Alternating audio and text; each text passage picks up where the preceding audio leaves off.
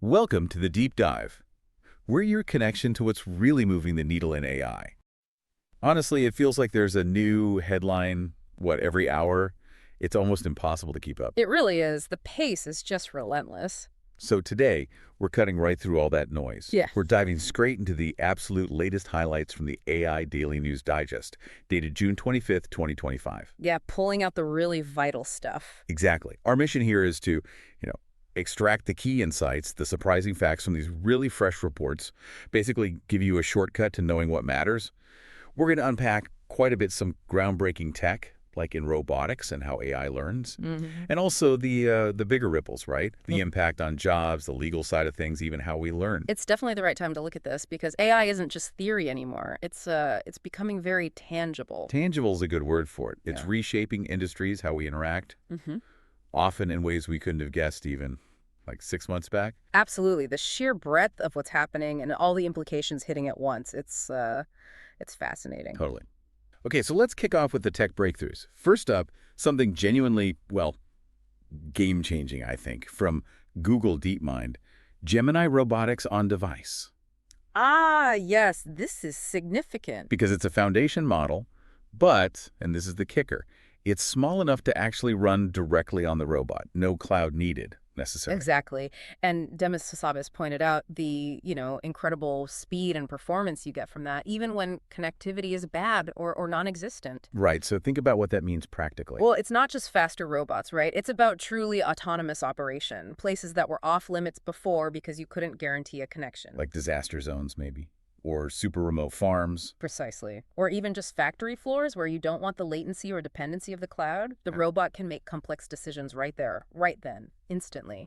And another big piece, DeepMind also open sourced a bunch of tools and models alongside this. Oh, that's huge for development. It really is. It just accelerates the whole field, lets developers everywhere build on top of what they've done. That feels like a real paradigm shift. If robots can work that independently. Yeah, Yeah, it makes you wonder what new possibilities open up, things we haven't even thought of yet. for sure.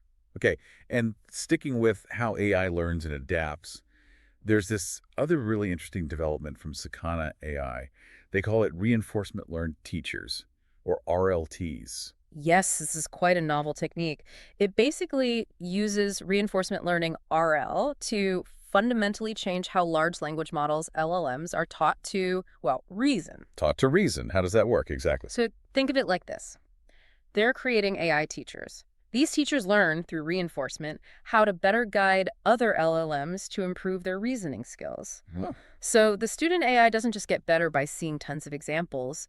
It gets better because it's being intelligently guided, almost mentored, by another AI that's learning how to teach reasoning effectively. Wow, okay.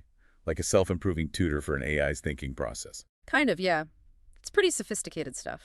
So if LLMs can be, coached to reason more effectively, what kind of problem solving could we see AI tackle next? That feels like a major step up. It could unlock new levels, definitely. And these advanced learning methods, they're not just staying in the lab, are they? We've got Mira Murati, who was at OpenAI. Right. She's launched a new AI startup, Thinking Machines Lab. And the buzz from investors is that its mission is basically reinforcement learning for businesses. Yeah, that fits perfectly with this trend, as some people are calling the hot RL summer. There's a lot of focus on RL right now. But is this different from previous hype cycles around RL? Is it genuinely moving into practical business use now? Well, I think the argument is yes. The core idea seems to be that RL is shifting from just being a research interest to becoming almost an operational necessity for businesses that want an edge. An operational necessity. Yep. How so? It's not just about tweaking existing processes anymore. It's about automating really complex decision-making, stuff that involves sequential choices and long-term goals at a scale that just wasn't possible before. It could fundamentally reshape how entire businesses operate. Okay, that makes sense. So thinking about real-world business problems, Yeah. what kind of things might RL start tackling? Like supply chains, customer interaction. Both of those are prime examples. Optimizing incredibly complex global supply chains in real time, hyper-personalizing customer journeys based on ongoing interactions. The potential seems pretty vast. But, as AI gets more capable, the legal questions get louder too. Yeah. Especially around copyright. Definitely. And there's a big one here. A major class action lawsuit, authors, led by Andrea Bartz, against Anthropic PBC. Right. The core claim was that Anthropic illegally downloaded their books to train its Claude LLM. Sounds familiar. Right. Bit like the old Google Books case, right? Yeah. Authors Guild versus Google. Exactly. Yeah. Very similar setup. Digitizing copyrighted works for a large-scale project. But here's where this Anthropic case gets really important. Okay. A federal judge actually ruled directly on a motion for summary judgment, and the ruling was training use is fair use. Wow. Okay, hold on. Training use is fair use. That sounds huge. It is. It's the first time a judge has directly ruled on the legality of pre-training AI on copyrighted material like this. It sets a massive precedent for the whole AI industry. What was the judge's reasoning? Well, the judge emphasized how transformative LLM pre-training is, cited it like 32 times apparently. Performative. Yeah. The idea being that the AI isn't just copying the books, it's learning patterns, style, language itself, much like a human learns to write after reading lots of books.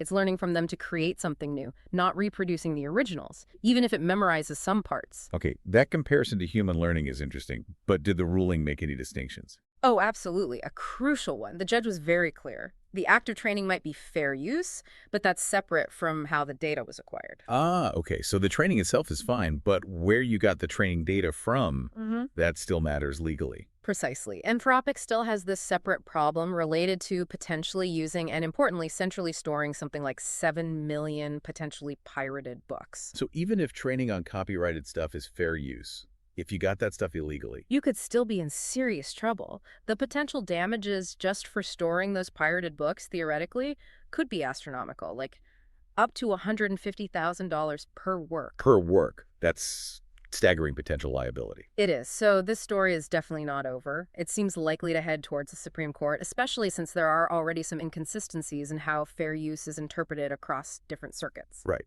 So if you're a creator, or maybe you're building AI tools, what does this murky legal picture mean? It feels like a massive question mark hanging over everything. It really does. It's going to shape data strategies, model development, everything. It's one of the biggest unresolved issues in AI right now. Okay, let's pivot now to the human impact, starting with careers. And there's a really stark example here. A major tech company actually canceled its whole internship program this year. Yeah, that was quite something. And the reason they gave, they were just overwhelmed with applications, but specifically AI-assisted applications. It made the screening process unmanageable. They couldn't tell who actually had the skills. Seems like it. They tried workarounds, apparently, complex coding assignments, but AI could still help with those. They even tried old-school, closed-book, in-person exams. Which feels kind of backward, right? Testing memorization instead of real-world problem solving. Exactly. It's ironic. A tech company struggling because AI broke their hiring process for, well, tech jobs. It really makes you think about that common saying, you won't lose your job to AI, but to someone who knows how to use AI. Is that still holding up? Well, that saying is definitely getting challenged now. Some sources are arguing that AI's core function is ultimately to replace human intelligence itself. Not just augment it. Not just augment it, but eventually potentially surpass humans, even at the task of using AI, like prompt engineering. It sounds a bit sci-fi, but the argument is being made. And stepping back, just looking practically, when companies integrate AI into their workflows, often they find they need smaller teams. Right, efficiency gains. Exactly. Yeah. And that can make both junior and senior roles vulnerable. Businesses are optimizing. And there's this sort of feedback loop, too. What do you mean? The more that workers use AI tools in their jobs, the more data they generate, richer data sets. They can be used to train future, better AI models that might replace more tasks. Precisely. Our use of the tools could actually accelerate the replacement process. It's an unsettling thought. It really is. And speaking of roles, there was a surprising statistic in the digest. Fields we used to think were totally safe, like computer science, computer engineering. Yeah, showing some of the highest unemployment rates among recent college grads right now. That's counterintuitive. It is. Though, to be fair, the report also noted their underemployment rate is lower, which suggests maybe CS grads are persistent, they keep looking until they find a relevant job, but that first job out of college is getting harder to land. So the initial hurdle is higher, even in tech. What's the long-term outlook here? Well, the prediction some are making is that as these AI frameworks for automating business processes get more mature, the current need for humans to do the manual integration work, the setup, that demand will shrink. And maybe the integration itself gets automated. Potentially. Some predictions suggest that kind of technical integration work could itself become largely automated within, say, 15 or 20 years. It points to a really deep shift in what work even is. It's not just about specific jobs disappearing. It's about the very nature of skilled work changing. So how do you navigate that? How do you build a career when the tools you use might be evolving to make your input less necessary? That is the multi-trillion-dollar question, isn't it? Yeah. And it leads perfectly into the impact on education. Yeah.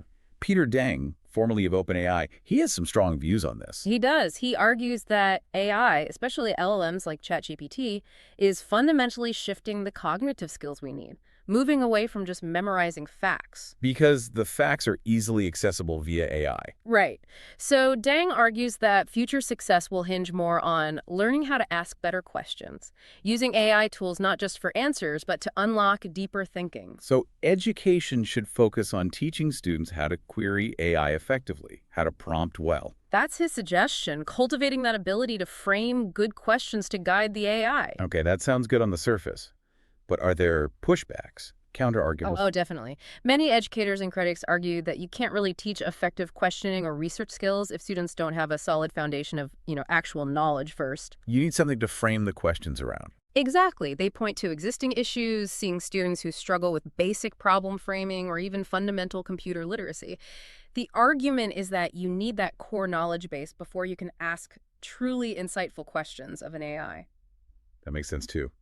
Is there also concern about curiosity? Yeah, there's skepticism about whether AI access will really make everyone more curious. The worry is that maybe only the students who are already naturally curious will really leverage these tools for deep inquiry. While others might just get lazy, become more passive learners. That's the fear, that the ease of getting answers might actually make the majority less intellectually engaged. And the bigger risk, long term, is that over-reliance on AI could erode critical thinking skills, the ability to evaluate information, to validate sources.